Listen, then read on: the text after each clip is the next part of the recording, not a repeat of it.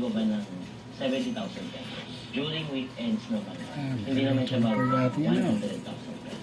Kung sa bagong restaurant, bahay at lupa, meron na rin pundar na farm, Chef Xavier mula sa kanyang negosyo.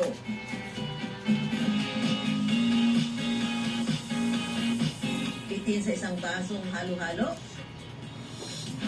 what if ilagay na yan sa timba? At punuin ng 15 iba't ibang sahog. Nag-isip po kami talaga ng paraan para mas mapapansin. Nasa galat siya, hawak siya na ganito. Tapos parang, di ba pag nakita mo, uy, naalala siyang dala, tapos ganito. Saan mo yung nabili? Siyempre, magtatanong. Pechay with sardinas. Masarap po para sa punan at panganila. Kasi Doggy, nanonood. Yung monthly income, usually 100 something and up. Per branch, usually nakakabenta po kami ng 100 to 150 cups or gallons. Yummy! Kain po tayo. Usod raw ang kakain dito dahil nag-uumapaw ang sahog.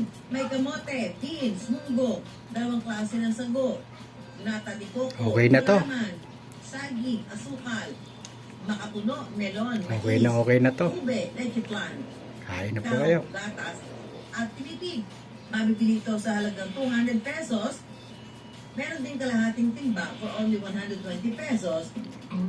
Ang ditimbang halo-halo, 1 litro raw ang laman. Kaya kasya sa 2 hanggang 4 katao. Pinasign din talaga Okay na namin to. siya for sharing. Kasi kami po,